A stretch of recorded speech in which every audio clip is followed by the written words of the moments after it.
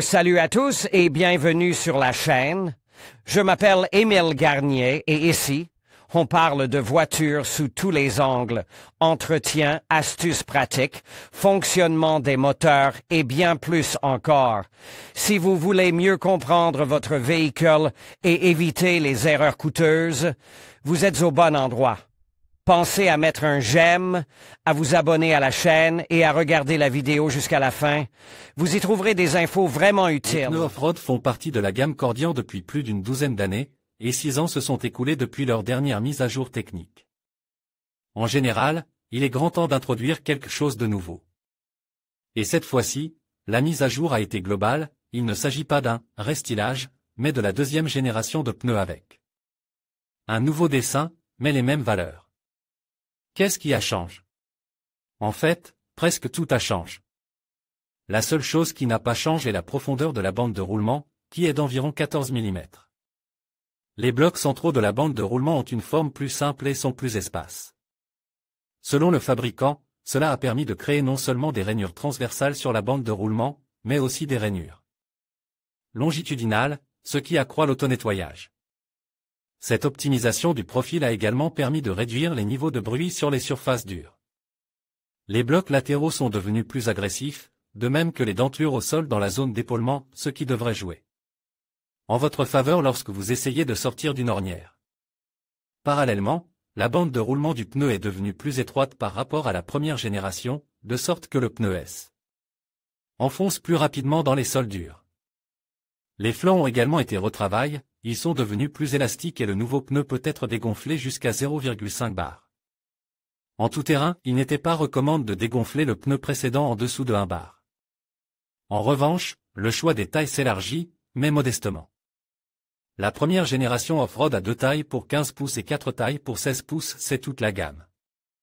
En général, ce n'est pas si peu que cela, car les roues typiques des véhicules tout-terrain sont généralement présentées dans ces diamètres, et personne ne cache que l'accent est mis avant tout sur le segment de masse. Les acheteurs qui veulent dépenser des pneus à l'achat, mais pas leur âme à partir de leur prix, sont favorisés. Mais la gamme de dimensions de l'Off-Road 2 s'est élargie, au début des ventes, le modèle était disponible en 5 variantes d'une largeur de 205 à 225 mm, et dans le courant de l'année 2022, il y aura 3 autres dimensions plus larges et plus hautes, de 235 à 245 mm. Le nombre total de dimensions disponibles s'élève donc à 8. Qu'en est-il du comportement sur le bitume? Malgré le nom du pneu, qui évoquait clairement les bains de boue, la quasi-totalité de l'itinéraire du test s'est déroulée sur des routes dont le revêtement présente différents degrés de dureté. D'une part, c'est illogique qu'en fait, les principales caractéristiques du pneu ne nous ont pas été révélées. D'autre part, c'est tout à fait logique, Off-Road 2 fait partie des pneus boue, mais pas des pneus extrêmes, où la voiture doit être conduite sur une remorque jusqu'à l'endroit où elle doit rouler. C'est donc le scénario de l'asphalte, même s'il ne s'agit pas du scénario cible, mais de l'un des principaux. Et c'est là qu'il s'émontre sous son meilleur jour. La première chose à noter est le bruit et les vibrations. Les camionnettes Isuzu D-Max équipées de moteurs diesel de 2,5 et 3 litres ont été choisies comme porteurs de pneus pour le test. Elles sont produites ici, en Ouzbékistan, à l'usine Samavto. Et sur fond de grondement modéré des moteurs diesel, le bruit des pneus n'apparaît pas au premier plan jusqu'aux vitesses maximales autorisées. L'état des routes en Ouzbékistan varie de « bon » à « pas très bon », et même l'autoroute reliant Tachkent à Samarkand n'est pas homogène. Pour l'essentiel, il s'agit d'une autoroute tout à fait décente, mais à certains endroits, il y a des tronçons à l'asphalte rugueux. Et même des fosses à ciel ouvert. Bien sûr, les pneus souples à profil haut ne passent pas sur les nids de poules, mais l'essentiel est qu'ils n'irritent pas du tout sur la route et ne se rappellent pas à l'ordre pendant 200 à 300 km. Il en va de même pour les vibrations, le nombre de poids sur les roues embouties indique que ces pneus boue peuvent être bien équilibrés. Et lors de la conduite sur l'asphalte lisse, le volant ne subit pas de secousses dues au gros bourrelet de la bande de roulement.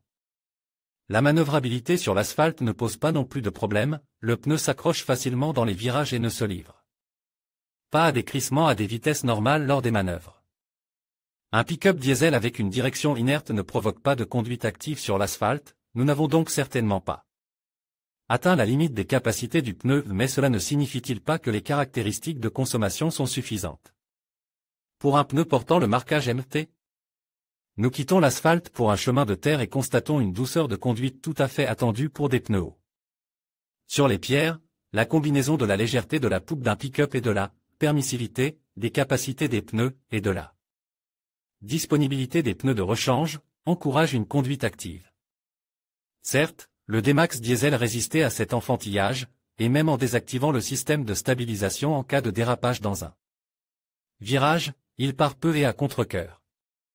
Mais en fait, c'est secondaire. Personne ne fera le portrait de Richard Burns sur un chemin de terre caillouteux avec des pneus qu'il appait de sa poche, il était intéressant de constater l'usure et les dégâts après 2 jours d'une telle conduite journalistique. Ici aussi, Off-Road 2 s'est avéré être un dur à cuire.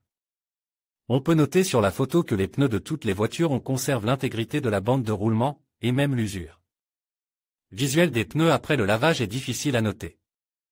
Et même si ce voyage de 3 jours ne prétend pas être un test de ressources, on peut en tirer certaines conclusions. Et qu'en est-il du tout-terrain?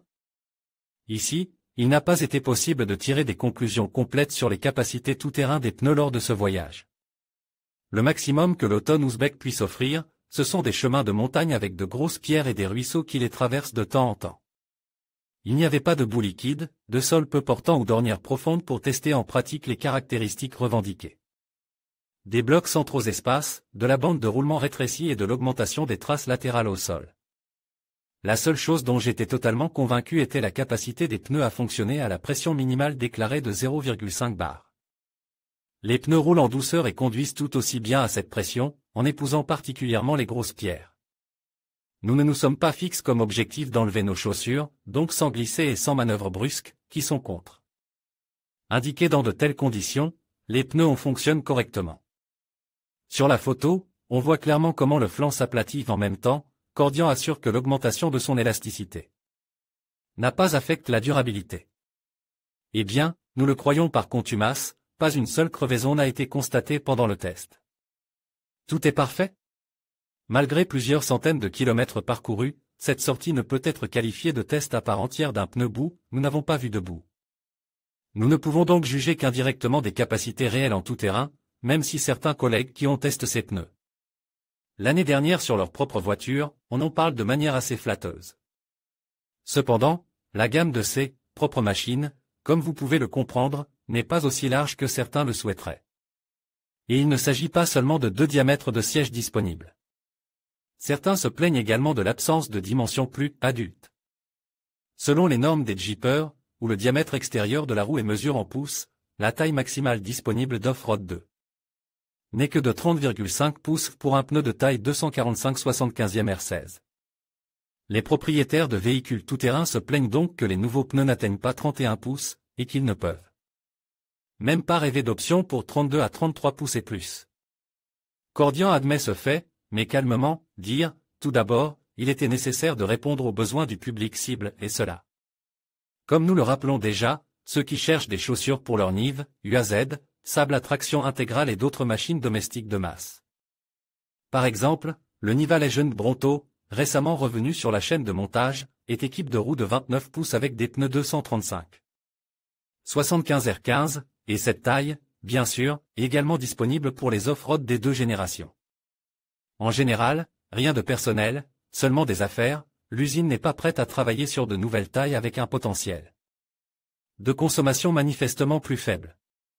Sinon, le Cordian Off-Road 2, d'après les résultats du test de 3 jours, s'émontre, sinon idéal, du moins très équilibré pour les voyages et les activités de plein air. En conclusion, le test des pneus Cordian Off-Road 2 nous a permis de découvrir un produit qui allie performance et robustesse, idéal pour les aventuriers en quête de sensations fortes. Que ce soit sur route ou hors des sentiers battus, ces pneus se distinguent par leur adhérence et leur durabilité. Frotter les roues, c'est bien, mais préserver l'âme de votre véhicule, c'est essentiel. N'hésitez pas à partager vos expériences et à vous abonner pour d'autres tests et conseils. Merci de nous avoir suivis.